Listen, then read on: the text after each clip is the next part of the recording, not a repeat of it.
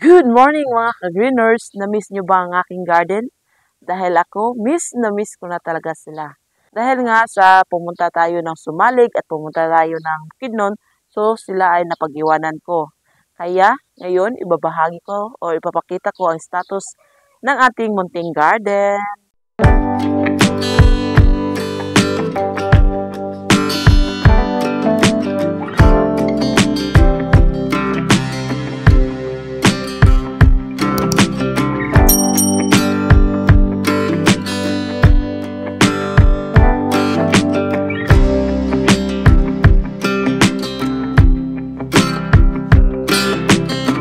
Pagpasensyahan nyo na mga ka-winners ang aking boses dahil medyo may sipon tayo ngayon, kaya medyo may ganyan. Kaya, ayan, ipapakita ko sa inyo ang estado ng ating pag-iwanang garden. So, makikita nyo dito banda, ayan, yung mga nakahang natin na mga litos. So, tingnan nyo naman, ang kagandahan na kapag self-watering ang ating ginagamit. Dahil kapag meron lang ito silang naiwang tubig, so patuloy lang silang lumalago. Ayan o. Ito. Tingnan nyo dito. Ito. Ayan. Diba? Napakaganda mga ka-greeners.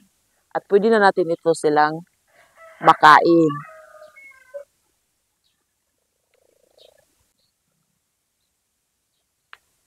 So, ayan yan sila.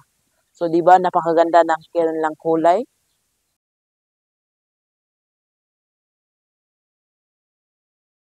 At dahil wala na yung ating pipino, kaya sila yung nailagay ko dyan. Di ba napakagandang idea? Gamit na gamit natin ang gagapangan ng ating pipino. Tingnan nyo ang ating malunggay. Ayan, lumalago na sila. At saka meron tayo dito papaya na hindi ako itinanim, kusa lang yang tumutubo. So, salamat sa mga ibon na nakakatulong na magkaroon tayo ng papaya. Sumikat ang araw dahil ang oras na ngayon ay 6:45. At dito naman tayo sa ating okra. So, nakapag-harvest na ako at ngayon meron na naman tayong maani. Ayan. Medyo bantot na yung bunga niya. Kasi medyo may edad na ito. At ito yung ibang litos natin. So, maliit pa sila. At ayan lang yung nabuhay. Dahil nga sa mahilig ako sa litos, kaya meron pa tayo dito sa mga coco shells. So, ayan. Yung mga litos natin. Ang ganda. At ang sarap dahil tayo mismo ang nagtatanim.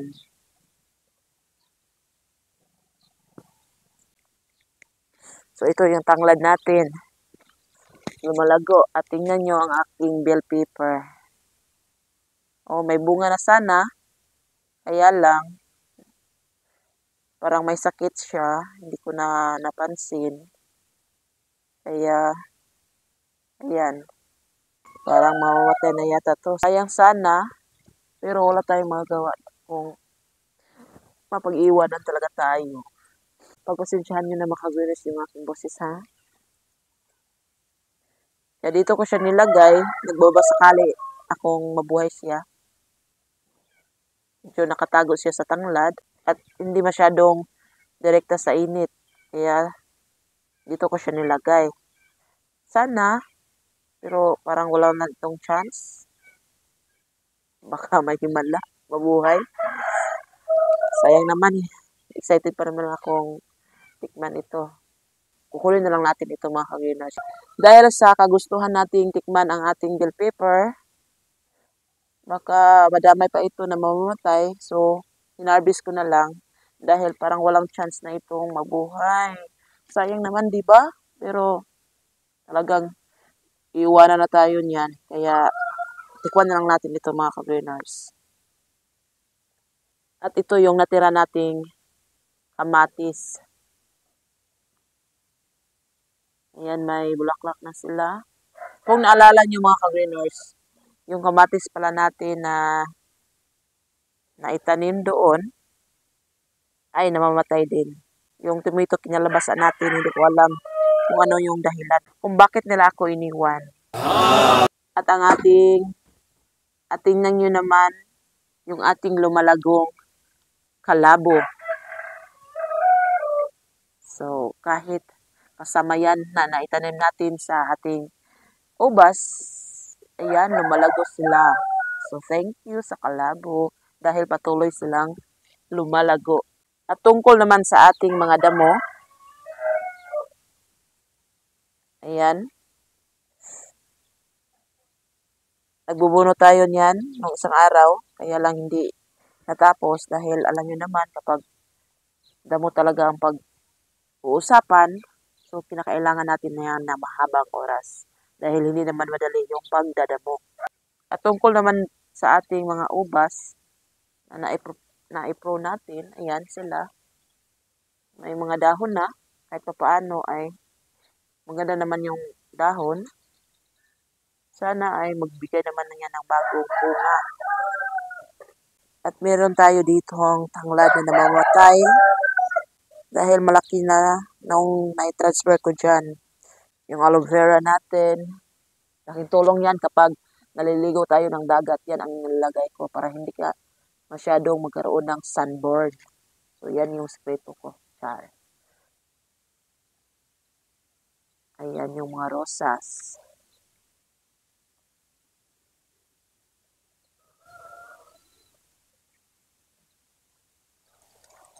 At iba pa nating mga aglaonimas. Ganda ng kulay nito mga ka-brainers, oh.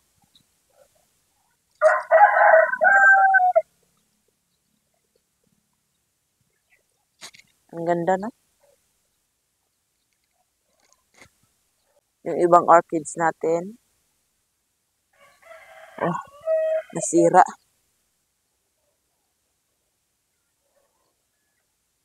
Jade plant. May 3 na akong jade plant.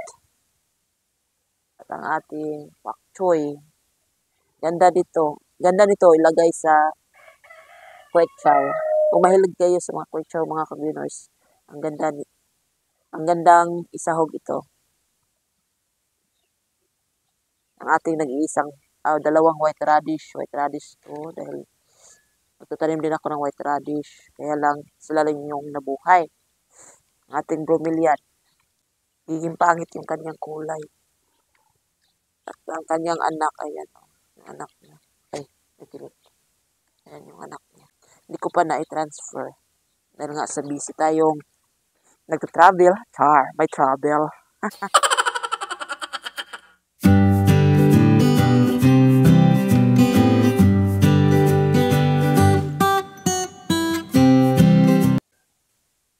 So, ayan yung mga estado ng ating mga pananim. So, kahit pa paano ay may nakikita na tayong tumubo sa ating mga litos.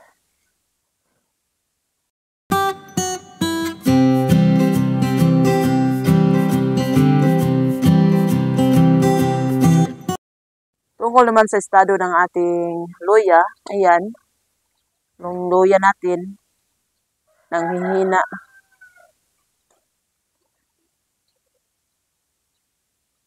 Wala pa masyadong dahon, at may dahon pero namatay yung dahon. Ewan ko kung anong nangyari sa kanila, baka nasira yan ng manok. Dahil nung isang araw, ayan yung isa nating luya, ayan, nakatabon yan, pero ngayon, nasa babaw na yung buto o laman ng luya. So, kailangan natin yan takpan ng lupa. Dahil sa kulang tayo ng lupa, kaya sa gilid-gilid muna tayo manguha ng lupa para lang may maitakip tayo dyan sa ating luya. So, ayan o. Ayan yung aking luya sa gulong. Doon, may dahon na. At ito, may dahon na. Dito lang, sa sako, wala pa. At may mga orchids tayo na nilagay dito sa ating kakwati. Hindi pa nagkaroon ng bulaklak. Sana ay magkaroon na sila ng bulaklak para naman lalong gumanda ang ating garden.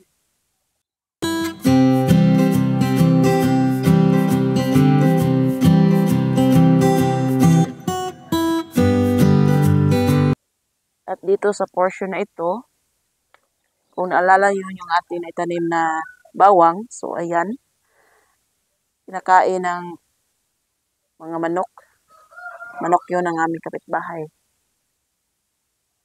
At may atsal tayo dito. Atsal kasi yung tawag dito sa amin o bell pepper.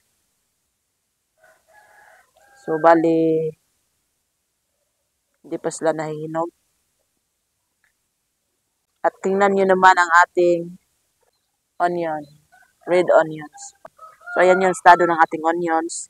Ang ating spring onions na palapit ng mamatay. Yung bawang natin na kailangan ng diligan. Yan. At may basil tayo dito. O tawag dito sa amin ay sangig.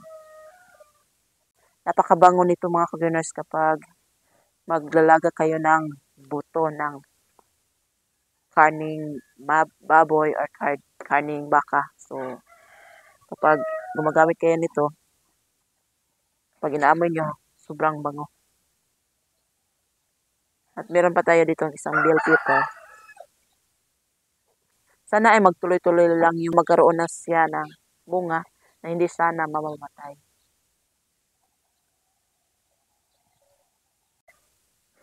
Sa buwan na ito ay medyo wala tayong masyadong naitanim dahil sa palagi tayong wala. Char, palaging wala. Dahil sa tag-init na dito sa amin, kaya kinakailangan natin na araw-araw natin silang diligan para hindi sila mamamatay sa sobrang init. So, kahapon, diligan ko sila. So, yang hapon ko naman sila didiligan.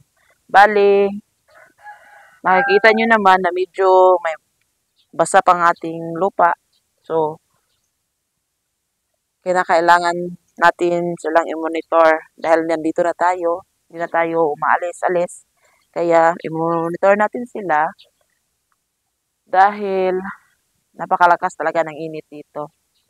So, bali, mahigit isang buwan na sigurong walang ulan dito sa amin. Kaya kawawa yung ating mga tanim kapag napag-iwanan talaga. May mga iba pa tayong gustong itanim, kaya lang, kulang tayo sa lupa. Dahil hindi pa anihan ng palay dito sa amin, dahil yung lupa na ginagamit ko ay yung mga nabubulok na dayami ng palay. So, ibig sabihin nun, napakataba ng lupa.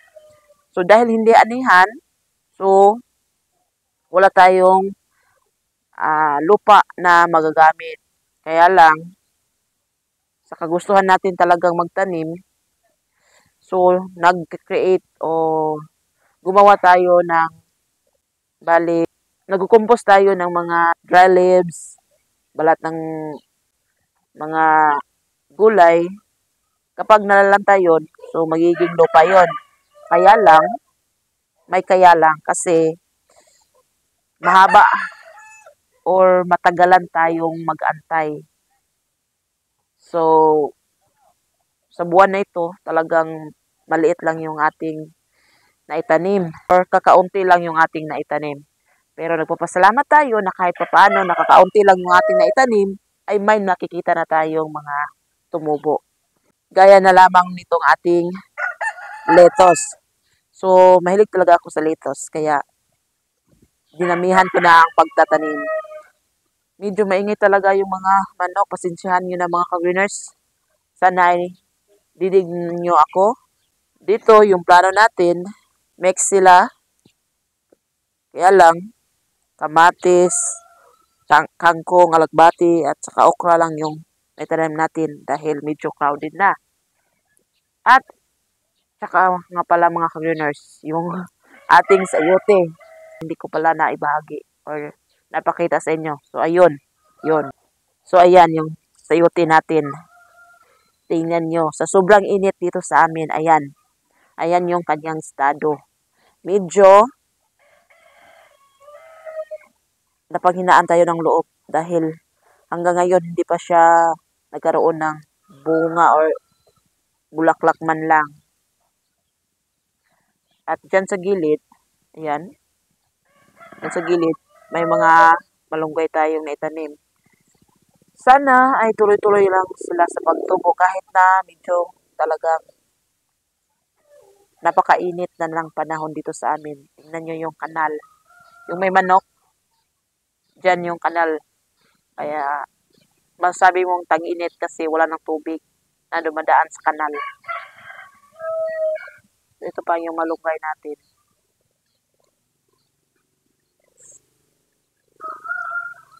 Kapag gulay na ko niyan. So, naisahog ko na yan sa lagang baboy. So, napakaganda talaga kapag may sarili tayong tanim.